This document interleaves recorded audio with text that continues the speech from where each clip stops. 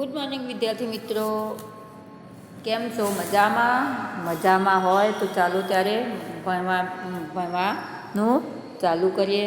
મોજ મસ્તીથી વિદ્યાર્થી મિત્રો ભણીશું તો આપણને બોરિંગ લાગશે નહીં, અને જો તમે બોરિંગથી ભણશો તો તમને મગજમાં યાદ રહેશે નહીં. તો ચાલો વિદ્યાર્થી મિત્રો હસતા રમતા આપણે ભણવાનું ચાલુ કરીએ.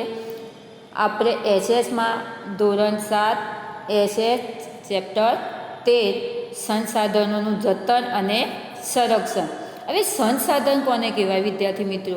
કે આપણે બે ટોપિક વિદ્યાર્થી મિત્રો સમજવાના છે, સંસાધન અને સંરક્ષણ. સંસાધનો એટલે કે આપણે કુદરતી રીતે જે મળતી વસ્તુઓ છે બક્ષિસ રૂપે, એને સંસાધનો કહેવામાં આવે. એમાં વિદ્યાર્થી મિત્રો આપણને હવા, જળ, જમીન, વનસ્પતિ અને ખનિજો, આ બધી વસ્તુઓ છે વિદ્યાર્થી મિત્રો, એ આપણને કુદરતી રીતે મળે છે.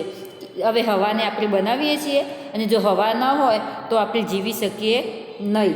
જ્યારે જળ એટલે કે પાણી, જો પાણી ન હોય તો તમે 1 કલાક પણ રહી શકતા નથી. પછી જમીન, તો જમીન ના હોય તો આપણે ઊભા રહેવાની શક્યતા જ નથી વિદ્યાર્થી મિત્રો. એના પછી આવે વનસ્પતિ. તો વનસ્પતિ ના હોય તો ખોરાક વિદ્યાર્થી મિત્રો ન હોય, તો વનસ્પતિ પણ આપણે કુદરતી સંસાધન કહેવામાં આવે. અને ખનિજોમાં આપણે પેટ્રોલિયમ આવે. એના સિવાય આપણને જે બધી ધાતુઓને જે બધું મળતું હોય એ બધું શામાં આવે છે? ખનિજોમાં આવે છે. તો આ બધી વસ્તુઓ જો ન હોય કુદરતી, તો આપણું જીવન શક્ય બનતું નથી. તો આપણે બધાએ આ જે હવા છે, જળ છે, જમીન છે, વનસ્પતિ છે ને ખનિજો છે, આ બધાનું શું કરવું જોઈએ? જતન એટલે કે એનું શું કરવું જોઈએ? સાચવીને જાળવવી જોઈએ વસ્તુ. કારણ કે આપણને કંઈક નવી વસ્તુ લઈ આપી હોય પપ્પાએ, તો એને આપણે કેવી રીતના સાચવીએ છીએ? ના, નવી છે, આમ તૂટી ન જવી જોઈએ, આમ ન થવું જોઈએ. તો એ જ રીતે આપણી આ જે કુદરતી સંસાધનો છે એને પણ આપણે શું જોઈએ? જતન એટલે કે જીવની જેમ સાચવવી જોઈએ. અને સંરક્ષણ એટલે કે તેનું રક્ષણ કરવું જોઈએ, અને કરકસરપૂર્વક ઉપયોગ કરવો જોઈએ. હવે આપણા ઘરમાં તેલ ને ઘી હોય તો આપણે સીધું ગટરમાં ઢોળવા જઈએ છીએ? ખાવું હોય એટલું ખાઈએ, બીજું ના નથી ખાવું, ગટરમાં ઢોળી નાખો, ચાલે છે? કેમ કે આ એ વસ્તુ કેવી છે? મોંઘી છે. તો એ જ રીતે વિદ્યાર્થી મિત્રો હવા તો જો કે આપણે કુદરતી, એમાં તો કોઈ વધારો ઘટાડો નથી, પરંતુ આપણે હવાને શું કરીએ છીએ વિદ્યાર્થી મિત્રો? પ્રદૂષણયુક્ત કરીએ છીએ. અને આના કારણે પ્રદૂષણયુક્ત હવાને કારણે રોગચાળો વધારે ફાટી નીકળે છે. તો હવાને શુદ્ધ રાખવાનો પ્રયત્ન કરવો જોઈએ. પછી જળ એટલે કે પાણી. કારણ કે આપણે લગભગ તમે 6થી ભણતા આવ્યા અને 5માથી વિદ્યાર્થી મિત્રો ભણતા આવ્યા છો કે કેટલા 1% પાણી એવું છે કે માત્ર પીવા લાયક છે. બાકીનું જમીન ઉપર પાણી જે છે એ પાણી કેવું છે? ખારાશ પડતું પાણી છે કે જે ઉપયોગમાં આવતું નથી. તો આપણું જે આ પીવાલાયક પાણી છે એનું પણ શું કરવું જોઈએ? જતનથી, એટલે કે એનું પણ જીવની જેમ સાચવી અને કરકસરપૂર્વક ઉપયોગ કરવો જોઈએ. ત્યારબાદ જમીન. તો જમીન જે છે, તો એ જમીન કેવી છે વિદ્યાર્થી મિત્રો? આપણી જે રહીએ છીએ એ જમીન, પરંતુ જમીનને પણ આપણે કેવી કરી નાખી છે? પ્રદૂષણયુક્ત કરી નાખી છે. અને બીજું કે આપણે અતિશય ખનિજો જે પેટાળમાંથી લેવા જઈએ છીએ, આના કારણે જમીનોને કેવી બનાવી દીધી છે? પોલાણયુક્ત બનાવી દીધી છે. તો આપણે જમીનને પણ કેવી કરવી જોઈએ? જીવની જેમ સાચવવી જોઈએ. પછી વનસ્પતિ આપણે શું કરીએ છીએ? વનસ્પતિ સાથે તો આપણે બહુ છેડછાડ કરીએ છીએ. કેમ? કારણ કે અત્યારે વિદ્યાર્થી મિત્રો આપણો જે ખોરાક છે, તો ખોરાક માટે ખેડૂતો શું કરે છે? વધારે પડતો વનસ્પતિ એટલે કે વધારે પડતો પાકનો ઉપયોગ કરવા માટે ખેડૂતો શું કરતા હોય છે? કેમિકલયુક્ત દવાઓનો ઉપયોગ કરતા હોય. આના કારણે જે નાના છોડવાઓ હોય, જે પાક તૈયાર થવાનો હોય એનાથી વધારે પાક તૈયાર થાય. પરંતુ એ નથી વિચારતા કે આવા પાકોના કારણે મનુષ્ય સાથે છેડછાડ થાય અને મનુષ્યના ભાવિ જીવન બગડતા હોય છે. તો વનસ્પતિ સાથે, અને એના સિવાય જંગલ આપણને શુદ્ધ હવા આપે છે, ઔષધિ આપે છે. જે જંગલ આપણને વરસાદ માટે ઉપયોગી છે, તો એવા જંગલોને આપણે શું કરતા હોઈએ છીએ? કાપી નાખતા હોઈએ છીએ. કેમ? કે બળતણ તરીકે એ લાકડું આપણને પૈસા વેચી અને એમાંથી ઉપયોગ થાય, આના માટે આપણે જંગલના લાકડા જે વેચી મારતા હોઈએ છીએ. તો એને પણ શું કરવું જોઈએ? જંગલોને પણ સાચવણી કરવી જોઈએ, કે વનસ્પતિની પણ સાચવણી કરવી જોઈએ. પછી ખનિજોમાં વિદ્યાર્થી મિત્રો પેટ્રોલિયમ પેદાશથી માંડી અને ધાતુઓ સુધી બધું આવી જતું હોય છે. તો આ જે ખનિજો છે એનો પણ શું થવું જોઈએ? કરકસરપૂર્વક ઉપયોગ કરવો જોઈએ. કેમ વિદ્યાર્થી મિત્રો? કે આ ખનિજો પેટાળમાં બનતી હોય છે અને આ ખનિજો પેટાળમાં બનતા 1000 વર્ષ લાગતા હોય છે. કેમ કે આપણા જે તમારું અહીંયાનો જે કૃષિ કચરો હોય, બીજો જે કચરો હોય એ બધો પેટાળમાં જાય. પેટાળમાં જઈને રાસાયણિક પ્રક્રિયા થાય. રાસાયણિક પ્રક્રિયા થઈ અને જે ખનિજો બનતી હોય એ બનતા હજારો વર્ષ લાગતા હોય છે. આપણે વારંવાર કહીએ છીએ કે પેટ્રોલને કરકસરપૂર્વક ઉપયોગ કરવો જોઈએ, કારણ કે ભવિષ્યમાં પેટ્રોલ શું થવાનું છે? ખૂટી જવાની સંભાવના છે. છતાં પણ આપણે બધા જો એક્ટિવા હાથમાં આવી ગઈ તો આપણે શું કરીએ છીએ? મમ્મી જો તો આપણને ચાલતા કે સાયકલ લઈને જવાનું કહે તો આપણને જો એક્ટિવા આવડે તો સીધા એક્ટિવા લઈને બાળકો એટલે કે ટોટલી વ્હીકલો લઈને જવાવાળા હોય છે. આપણે ક્યાંક ફરવા જવું હોય તો પોતાના સ્વતંત્ર વ્હીકલો લઈને જતા હોઈએ છીએ. કેમ? આપણે એકી સાથે એક બસમાં બેસી શકીએ નહીં, ત્યારબાદ એકી સાથે ગીચમાં ઊભા ન રહીએ. આના કારણે આપણે સ્વતંત્ર ફરીએ અને સ્વતંત્ર સાધન લઈને વાહન લઈને ફરતા હોઈએ છીએ. પરંતુ આપણને ખબર નથી કે જો આપણે આવા પેટ્રોલિયમ પેદાશોની બચત નહીં કરીએ તો ભવિષ્યમાં પેટ્રોલિયમ પેદાશ શું થવાની છે? ખૂટી જવાની છે. તો વિદ્યાર્થી મિત્રો, આપણને હવા, જળ, જમીન, વનસ્પતિને ખનિજો આ કુદરતી બક્ષિસ છે, તો આનું જતન કરવું જોઈએ અને આનું સંરક્ષણ એટલે કે આનું રક્ષણ કરવું જોઈએ. તો જો વિદ્યાર્થી મિત્રો, અહીંયા આપણો પાઠ છે સંસાધનોનું જતન અને સંરક્ષણ, કે આપણને જે સંસાધનો છે એ હવા, જળ, જમીન અને વનસ્પતિ અને ખનિજો, તો આ જે સંસાધનો જે છે એ સંસાધનો વિશે સમજવાનું છે. હવે આ સંસાધનોનો ઉપયોગ કેવી રીતના કરવાનો અને એનું સંરક્ષણ કેવી રીતના કરવાનું એ વિદ્યાર્થી મિત્રો આપણે અહીંયા જોવાનું છે. એની સાથે સાથે વન સંપત્તિ, વન સંરક્ષણનું રક્ષણ, વન્યજીવન સંસાધનો એટલે કે પ્રાણીઓ જે છે એ જે જંગલી પ્રાણીઓ છે એ લોકોનું આપણે કેવી રીતના રક્ષણ કરવું જોઈએ. ત્યારબાદ રણ પ્રદેશનું જીવન અને રણ પ્રદેશને કેવી રીતના અટકાવવો જોઈએ. આ વિદ્યાર્થી મિત્રો આપણે અહીંયા ચેપ્ટરમાં છે. તો આપણે અહીંયા ચેપ્ટર જોઈએ કે સંસાધનોનું જતન અને સંરક્ષણ. પૃથ્વી પરથી મળતા અને માનવીને ઉપયોગમાં આવતા કુદરતી પદાર્થોને સંસાધન કહીએ છીએ. જો વિદ્યાર્થી મિત્રો પરીક્ષા માટે મોસ્ટ આઈએમપી કે સંસાધનો કોને કહેવાય? તો પૃથ્વી પરથી મળતા અને માનવીને ઉપયોગમાં આવતા, એમ કે પૃથ્વીમાંથી આપણને વસ્તુઓ મળતી હોય અને આપણા માટે ઉપયોગી હોય આવા કુદરતી પદાર્થોને શું કહેવાય? ખાસ શબ્દ વિદ્યાર્થી મિત્રો કુદરતી. તો આવી કુદરતી પદાર્થોને શું કહેવામાં આવે? સંસાધન કહે છે. હવા, જળ, જમીન, વનસ્પતિ અને ખનિજો આપણને કુદરતી બક્ષિસ સ્વરૂપે મળી છે, કે એ કુદરતી સંસાધન છે. તો એમ તે હવા, જળ, જમીન, વનસ્પતિ અને ખનિજો આપણને કુદરતી બક્ષિસ રૂપે મળેલી છે. અને આ શું છે? આપણને કુદરતી સંસાધન છે. સંસાધનો રાષ્ટ્રીય અર્થતંત્રની કરોડરજ્જુ છે. ખાસ વિદ્યાર્થી મિત્રો જીકે માટે અને તમારા પરીક્ષા માટે પણ મોસ્ટ આઈએમપી કે સંસાધનો રાષ્ટ્રીય અર્થતંત્રની કરોડરજ્જુ છે.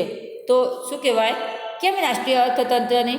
કે જો આપણા ત્યાં હવા શુદ્ધ ન હોય, પાણી આપણા ત્યાં ના હોય, જમીન વ્યવસ્થિત ના હોય અને વનસ્પતિ કે ખનિજો તો એ બધું ના હોય તો આપણો દેશ કેવો ગણાતો હોય છે? ગરીબ ગણાતો હોય છે. પરંતુ આપણા દેશમાં કેમ આપણે કહીએ છીએ કે અમેરિકામાં સારી કમાણી છે? એના પછી આપણી પેટ્રોલિયમ પેદાશો આપણે ક્યાંથી પેટ્રોલિયમ પેદાશો છે તો એ બહારના દેશોમાંથી આપણે આવે છે. તો અહીંયા એમ તે આપણા દેશમાં જો વધારે પડતું ખનિજો અને વધારે પડતું જમીન શુદ્ધ હોય અને વનસ્પતિ સારી એવી એટલે કે પાક સારા એવા પ્રમાણમાં થતા હોય તો આપણે કેવા કહેવાઈએ? અર્થતંત્રની દ્રષ્ટિએ એટલે કે પૈસે ટકે કેવા કહેવાઈએ? સુખી કહેવાઈએ. તો આના કારણે સંસાધનોને આપણે શું કહેવામાં આવી છે? અર્થતંત્રની કરોડરજ્જુ કહેવામાં આવી છે. તે લોકોની શક્તિ અને સમૃદ્ધિના આધારસ્તંભ છે. એમ તે જે આ સંસાધનો છે એ લોકોની શક્તિ અને સમૃદ્ધિ એટલે કે આપણા જોડે જો આ બધી વસ્તુઓ છે એ કાચા માલ તરીકે મળે તો આપણે એના શું કરીએ? આના કારણે ઉદ્યોગ ધંધા પણ વિકસાવી શકીએ છીએ અને આના કારણે આપણે શું થતા હોય છે? સારા એવા ઉદ્યોગોનો વિકાસ પણ થતો હોય છે. તો તે લોકોની શક્તિ શું? આ જે સંસાધનો છે એ લોકોની એમ તે શક્તિ છે અને સમૃદ્ધિનો આધારસ્તંભ છે. સંસાધનોની કેટલીક ચોક્કસ વિશિષ્ટતાઓ અને ઉપયોગિતાઓ છે. એમ તે સંસાધનોની કેટલીક ચોક્કસ વિશિષ્ટતાઓ અને ઉપયોગિતાઓ છે. સામાન્ય રીતે સંસાધનો મર્યાદિત માત્રામાં ઉપલબ્ધ છે. એમ તે સામાન્ય રીતે આ જે સંસાધનો છે એ સંસાધનો શું છે, એમ તે આ સંસાધનો છે એ સામાન્ય રીતે એમ તે મર્યાદિત માત્રામાં, મેં તમને હમણાં જ કહ્યું મર્યાદિત માત્રામાં, એટલે કે સાવ ઓછા પ્રમાણમાં આપણને અત્યારે ઉપલબ્ધ છે, એટલે કે ઓછા પ્રમાણમાં જથ્થો છે. તે સંસાધનોને વધુ ઉપયોગી બનાવવા આપણે વિવિધ તકનીકોનો ઉપયોગ કરવો જોઈએ. એમ આ જે સંસાધનો કુદરતી છે તો આ સંસાધનોને આપણે કેવી રીતના કરકસરપૂર્વક ઉપયોગ કરવો જોઈએ કે જેથી કરી અને આપણા ભવિષ્યના પાછળની પેઢી જે છે એને પણ કોઈ વાંધો આવે નહીં. હવે સંસાધનના પ્રકારો વિદ્યાર્થી મિત્રો તો જુઓ, સંસાધનો આપણને વિવિધ રીતે ઉપયોગી છે. ખેતીથી શરૂ કરીને ઉદ્યોગ અને પરિવહનની પ્રવૃત્તિ સુધી તમામ પ્રવૃત્તિઓમાં પ્રત્યક્ષ અને પરોક્ષ રીતે કુદરતી સંસાધનો આપણને ઉપયોગી છે. ખાસ વિદ્યાર્થી મિત્રો કે સંસાધનો આપણે કેવી રીતના ઉપયોગી છે, તો ખેતીવાડીમાં, ઉદ્યોગ ધંધામાં, પરિવહન એટલે કે વાહન વ્યવહારમાં, એટલે કે જમીન જો ખેતી માટે જમીન આવી ગઈ, ઉદ્યોગ ધંધા માટે ખેતી માટે જમીન અને જળ આવી ગયું, ઉદ્યોગ ધંધા માટે શું આવે, જળ આવી ગયું અને જમીન એમાં પણ આવી ગઈ. અને પરિવહન માટે શું આવે, જો વ્યવસ્થિત જમીન તમારી હોય, સપાટ જમીન, તો આપણું પરિવહન કે વાહન વ્યવહાર વ્યવસ્થિત વિકસે. વાહન વ્યવહારનું વ્યવસ્થિત વિકસે તો આપણે અહીંયાથી બીજા દેશોમાં પણ જમીનમાં કે શું થાય, માલની લેવલ દેવલ કરી શકાય. તો સંસાધનમાં ખેતીથી શરૂ કરીને ઉદ્યોગ, પરિવહન પ્રવૃત્તિ સુધી તમામ પ્રત્યક્ષ કે પરોક્ષ રીતે, એમ તો પ્રત્યક્ષ રીતે કે પરોક્ષ રીતે કે પ્રત્યક્ષ રીતે આપણે આમને સામને ને પરોક્ષ રીતે કે જેમ આપણે અત્યારે ભણીએ છીએ તે, તો એ રીતે એમ તે કુદરતી સંસાધન ઉપયોગી છે. ખોરાક તરીકે જમીન અને વનસ્પતિમાંથી પ્રાપ્ત થતી વિવિધ સામગ્રીઓ ઈંધણ અને ઉર્જા તરીકે સંસાધનોમાં આપણને ઉપયોગી છે. એમ તે જમીન કેવી રીતના ઉપયોગી છે, તો ખોરાક તરીકે આપણને જમીન અને વનસ્પતિમાંથી પ્રાપ્ત થતી વિવિધ સામગ્રીઓ, એમ તે વનસ્પતિમાંથી પ્રાપ્ત થતી જુદી જુદી જે સામગ્રીઓ છે એ ઈંધણ અને ઉર્જા તરીકે, એમ તે ઈંધણ એટલે કે બળતણ તરીકે અને ઉર્જા એટલે પ્રકાશ મેળવવા માટે આપણને સંસાધન તરીકે ઉપયોગી છે. સંસાધનોને સામાન્યતઃ બે જૂથોમાં વહેંચવામાં આવે છે, કુદરતી અને માનવ નિર્મિત સંસાધન. એમ તે સંસાધનને કેટલામાં વેચવામાં આવે છે, મોસ્ટ આઈએમપી વિદ્યાર્થી મિત્રો, કુદરતી અને માનવ સર્જિત. કુદરતીમાં આપણે જે કુદરતે બનાવેલું છે તે, અને માનવ સર્જિત એટલે કે જે મનુષ્યએ બનાવેલું છે તે. તો જો ભૂમિ, જળ, ખનિજો અને જંગલોને કુદરતી સંસાધનોમાં સમાવેશ થાય છે. તેમાં બે પ્રકાર છે, જૈવિક અને અજૈવિક. ખાસ વિદ્યાર્થી મિત્રો કે કુદરતી સંસાધનમાં ભૂમિ, જળ, ખનિજો અને જંગલોનો કુદરતી સંસાધન તરીકે સમાવેશ થાય છે. અને એમાં બે પ્રકાર છે, જૈવિક અને અજૈવિક. હવે ભૂમિ, હવા, જળ અને જમીન અજૈવિક છે. ખાસ વિદ્યાર્થી મિત્રો પ્રશ્નો, ભૂમિ, હવા, જળ અને જમીન એમ તે અજૈવિક સંસાધન છે, જ્યારે જંગલો અને પ્રાણીઓ એ કેવા છે, જૈવિક સંસાધન છે. અહીંયાથી તમારે 2 થી 3 પ્રશ્નો થઈ શકે કે સંસાધનને કેટલા પ્રકારમાં વહેંચવામાં આવે છે, તો 2 પ્રકારમાં, કુદરતી અને માનવ સર્જિત. હવે કુદરતીમાં કયા આવે છે, તો ભૂમિ, જળ, ખનિજો અને જંગલો એટલે કે વનસ્પતિ. જ્યારે આમાં કુદરતીમાં પણ 2 પ્રકાર પડે છે, એક જૈવિક અને અજૈવિક. કુદરતીમાં 2 પ્રકાર, જૈવિક અને અજૈવિક. એમાં ભૂમિ, હવા, જળ અને જમીન આ અજૈવિક સંસાધન છે, જ્યારે જંગલો અને જે પ્રાણીઓ છે એ કેવા છે, જૈવિક સંસાધનો છે. હવે માનવીએ સર્જેલા ઔદ્યોગિક એકમોને સ્મારકો, ચિત્રકલા અને સામાજિક સંસ્થાઓ વગેરે માનવ નિર્મિત સંસાધનો છે. હવે માનવ નિર્મિત સંસાધનોમાં ઔદ્યોગિક એકમો એટલે કે ઉદ્યોગો, સ્મારકો એટલે કે જે આપણા પ્રતિકૂળ રૂપે આપણે જે ગણીએ છીએ તે, ચિત્રકલા, સામાજિક સંસાધનો આ વગેરે કેવા કહેવામાં આવે છે, માનવ નિર્મિત કહેવામાં આવે છે. મનુષ્યમાં રહેલા જ્ઞાન, બુદ્ધિ, કૌશલ્ય, સ્વાસ્થ્ય અને અન્ય ગુણોનો સમાવેશ માનવ સંસ્થામાં થાય છે. એમ તે મનુષ્યમાં રહેલા જ્ઞાન, બુદ્ધિ, કૌશલ્ય, સ્વાસ્થ્ય અન્ય ગુણોનો સમાવેશ માનવ સંસાધનમાં થાય છે. એટલે કેમ તે મનુષ્યમાં રહેલી જે બુદ્ધિ છે, એનું જ્ઞાન છે, એનું કૌશલ્ય એટલે કે એની હોશિયારી છે, એનું સ્વાસ્થ્ય એટલે કે એનું શરીર છે, આ બધા જે ગુણો છે એ શામાં આવે છે? માનવના સંસાધનમાં આવે છે. જ્યારે કુદરતી સંસાધનમાં વિકાસ અને માનવ સંસાધન એ હોવું જરૂરી છે. જ્યારે એમ તે કુદરતી સંસાધનમાં વિકાસ અને માનવ સંસાધન જરૂરી છે. તો વિદ્યાર્થી મિત્રો, આ ફકરો તમારા માટે મોસ્ટ આઈએમપી. આપણે જોઈ ગયા કે કુદરતી સંસાધન એના 2 પ્રકાર, એમાં પણ જૈવિક અને અજૈવિક. જૈવિકમાં ભૂમિ, હવા, જળ અને જમીન, જ્યારે જંગલો અને પ્રાણીઓ જૈવિક. હવે માનવ સર્જિતમાં ઔદ્યોગિક, સ્મારકો, ચિત્રકલા અને સામાજિક સંસ્થાઓ. હવે માનવ નિર્મિત સંસ્થાઓ છે, એમાં મનુષ્યમાં રહેલી જ્ઞાન, બુદ્ધિ, કૌશલ્ય અને સ્વાસ્થ્ય એ માનવ સંસાધન કહેવાય છે. જ્યારે વિકાસ માટે માનવ સંસાધન હોવું જરૂરી છે. એમ તે કુદરતી સંસાધનોમાં વિકાસ એટલે કે મનુષ્યનો જે વિકાસ છે એ વિકાસ માટે માનવ સંસાધન હોવું જરૂરી છે. કેટલાક એવા સંસાધનો જે છે જે ચોક્કસ સમયમાં નિર્માણ પામે છે. ઝાડ, પાન, પશુ, પક્ષી વગેરેમાં પોતાની જાતે પેદા થવાની ક્ષમતા હોય છે. આમ વન અને વન્યજીવન ચોક્કસ સમયમાં નિર્માણ પામતા રહે છે. એમ તે કેટલાક એવા સંસાધનો છે કે સ્વયં નિર્માણ પામે છે, કે અમુક એવા સંસાધનો કે જે સ્વયં પોતાની રીતે એમ તે ઉદ્ભવતા હોય છે. તો ઝાડપાન, પશુ પક્ષી આ વગેરે આપણે કરવા જતા નથી, ઓટોમેટિક, કે એને વાવવા નથી જતા. ઓટોમેટિક ગમે ત્યાં રસ્તા ઉપર વૃક્ષો ઉગી નીકળતા હોય છે, એને આપણે વાવવા જતા નથી, પરંતુ એમ તે ઓટોમેટિક એ થઈ જતા હોય છે. પછી પશુ પક્ષી એ પણ કુદરતી રીતે થઈ જતા હોય છે. તો આ બધી જે પેદા થવાની ક્ષમતા હોય છે, આમ વન અને વન્યજીવન ચોક્કસ સમયમાં નિર્માણ પામતા રહે છે. તો આ રીતે એમ તે વન અને વન્ય જીવન, વન એટલે કે જંગલ અને વન્ય જીવન કે જંગલમાં જે રહેતા પશુ પક્ષીઓ હોય તે એ શું હોય છે? ચોક્કસ રીતે કુદરતી રીતે એ શું થતા હોય? નિર્માણ પામતા રહેતા હોય છે. હવે સંસાધનોનું સંરક્ષણ, આ સંસાધન કોને કહેવાય? એના પ્રકાર કયા છે તે. હવે સંસાધનોનું સંરક્ષણ એટલે કે સંસાધનોનું આપણે એને રક્ષણ કેવી રીતના કરવું તે. તો જો વિદ્યાર્થી મિત્રો, કુદરતી સંસાધનો મર્યાદિત છે, જ્યારે માનવીની જરૂરિયાત અમર્યાદિત છે. એમ તે મેં તમને પહેલાં જ ટોપિક કહ્યું કે આ બધા જે કુદરતી સંસાધનો છે એ મર્યાદિતમાં છે, કે એનો જથ્થો કેવો છે? થોડો છે. અને માનવીની જરૂરિયાતો વધારે છે. અમર્યાદિત એટલે કે માનવીને વધુ પડતી વસ્તુઓની જરૂર છે, જ્યારે કુદરતી જે સંસાધનો મળે છે એ કેવા પ્રમાણમાં છે? થોડા પ્રમાણમાં છે.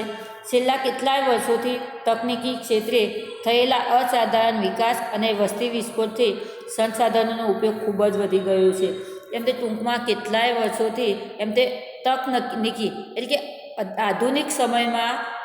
આધુનિક સમયમાં વૈજ્ઞાનિક પદ્ધતિના કારણે એમ તે આ સંસાધનો છે એ વસ્તી વિસ્ફોટથી સંસાધનો ખૂબ જ વધી ગયા છે. એમ તે વસ્તીના કારણે શું થયું છે? આ સંસાધનોનો ઉપયોગ ખૂબ જ વધવા લાગ્યો છે. આ પરિસ્થિતિને વિશે ગંભીરતાથી નહીં વિચારીએ તો આપણે તેના માઠા પરિણામો ભોગવવા પડશે. એમ તે આપણને શું કહે છે કે આપણે વસ્તીનો વધારો, એની સામે જે વસ્તુઓ છે એ પણ વધુ જોઈએ છે, જ્યારે એનો જથ્થો કેવો છે? થોડા પ્રમાણમાં છે. જો આપણે એમ તે એને ગંભીરતાથી નહીં વિચારીએ, જો આપણે એમને ગંભીરતાથી નહીં વાપરીએ તો આપણને માઠા પરિણામ આવશે. કારણ કે વિદ્યાર્થી મિત્રો, તમે જોજો કે અમુક પ્રદેશોમાં પીવાના પાણીના અમુક રહેઠાણોમાં પીવાના પાણીના સાંસા હોય છે, એટલે કે પીવાલાયક પાણી પણ નથી મળતું. તો વિચાર કરો કે એવામાં આપણે બધા જો પાણી છે આપણે નળ ચાલુ મૂકીએ તો સીધો ચાલુ જ રાખીએ, પણ આપણે એટલું નથી વિચારતા કે આ પાણીની ઉપયોગિતા લોકો માટે કેટલી છે, ભવિષ્યમાં કેટલી છે, એ નથી વિચારતા. માત્ર ચાલુને ચાલુ રાખીએ છીએ. તો આપણે એમ તે એનો શું કરવું જોઈએ? કરકસરપૂર્વક ઉપયોગ કરવો જોઈએ. એટલે ભવિષ્યની પેઢીઓ માટે સંસાધનોનું રક્ષણ કરવું એ આપણી સૌની ફરજ છે. જો મેં તમને હમણાં જ કહ્યું વિદ્યાર્થી મિત્રો કે આ ભવિષ્યની કે આપણી આવતી પાછલી પેઢીઓ છે એના માટે પણ આપણે સંસાધનો શું કરવા જોઈએ? જતન, સંસાધનોનું જતન કરવું જોઈએ કે એનું રક્ષણ કરવું જોઈએ. સંસાધનોનું રક્ષણ એટલે સંસાધનોનો વિવેકપૂર્વક ઉપયોગ. એમ તે સંસાધનોનું રક્ષણ, જો વિદ્યાર્થી મિત્રો મોસ્ટ આઈએમપી, સંસાધનોનું રક્ષણ એટલે સંસાધનોનો વિવેકપૂર્વક ઉપયોગ. કેટલાક સંસાધનો તો પોતાની મેળે ચોક્કસ સમયમાં હિસ્સાની પૂર્તિ કરે છે અથવા અખૂટ હોય છે. એમ તે કેટલાક સંસાધનો તો પોતાના હિસ્સાની પૂર્તિ કરે છે અથવા અખૂટ હોય છે. એટલે કે હવાનો જથ્થો તમારે ખૂટે એવો નથી. તો જેને નવીનીકરણ સંસાધન કહેવામાં આવે છે. એમ તે કેટલોક એવો હોય છે કે એનો જથ્થો એમ તે શું હોય છે? ચોક્કસ પ્રમાણમાં હોય છે. અને તે એક તો સૂર્યપ્રકાશ, એક તો હવા, તો આ બધા કેવા છે? અખૂટ છે. તો આવા જે સંસાધનો છે એને શું કહેવામાં આવે છે? નવીનીકરણીય સંસાધન કહેવાય છે. જેમ કે જંગલો, સૂર્યપ્રકાશ એકવાર વપરાયા પછી પુનઃ ઉપયોગ લઈ શકાતા નથી કે બનાવી શકાતા નથી. તેને અનવીકરણીય સંસાધનો કહેવામાં આવે છે. એમ તે જંગલો અને સૂર્યપ્રકાશ એક વખત ઉપયોગ કર્યા પછી ફરીથી એને બનાવી શકાતા નથી. ફરીથી આપણે સૂર્યપ્રકાશને બનાવવા બેસીએ, ફરીથી જંગલોને બનાવવા બેસીએ, પરંતુ વિદ્યાર્થી મિત્રો, જંગલો આપણે કાપી નાખ્યા તો ફરીથી નવા છોડવા ઉગે છે, નવા વનસ્પતિ ઉગે છે, તો નવીનીકરણ કહેવાય. અને સૂર્યપ્રકાશ એક વખત આથમી ગયા પછી પાછો ફરીથી બીજા દિવસે ઉગે છે, તો આ કેવું કહેવાય? નવીનીકરણ કહેવાય. તો આ બધા જે છે એ અનવીનીકરણ સંસાધન કહેવાય છે. જેમ કે પેટ્રોલિયમ, ખનિજ, કોલસો, આ બધા. એક મિનિટ વિદ્યાર્થી મિત્રો, કે જંગલો એકવાર વપરાયા પછી પુનઃ ઉપયોગમાં લઈ શકાતા નથી કે બનાવી શકાતા નથી, તેને અનવીનીકરણ સંસાધનો કહીએ છીએ. જેમ કે પેટ્રોલ, ખનિજ, કોલસો અને કુદરતી વાયુ. તો આપણા જે જંગલો અને સૂર્યપ્રકાશ છે એ નવીનીકરણ કહેવામાં આવે. જ્યારે પેટ્રોલ જે છે, ખનિજ છે, કોલસો છે અને કુદરતી વાયુ છે એ અનવીનીકરણ કહેવામાં આવે. એટલે કે એક વખત એનો ઉપયોગ કર્યા પછી એ ફરીથી તાત્કાલિક આપણે બનાવી શકતા નથી, કારણ કે એ શું હોય છે? કુદરતી રીતે બનતું હોય છે. તો આને બનતા હજારો વર્ષ લાગે છે, એટલે એ અનવીકરણ કહેવાય. જ્યારે જંગલો અને સૂર્ય શું કહેવામાં આવે? નવીનીકરણ, કે એ આપણને ફરીથી મળતા હોય છે.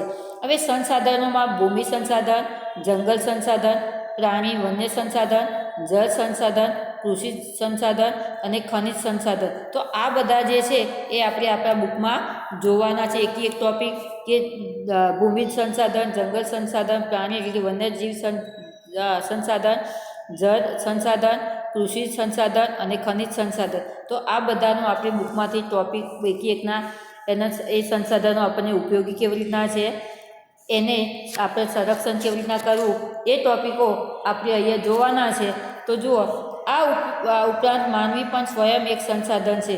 સંસાધનોની માલિકી, પુનઃપ્રાપ્ત્યા, વિતરણ અને ક્ષેત્રના આધારે પણ વર્ગીકૃત કરવામાં આવે છે. તો હવે પછી વિદ્યાર્થી મિત્રો, આવતા લેક્ચરમાં આપણે આ જે સંસાધનો છે એનો વિગતપૂર્વક અભ્યાસ કરીશું.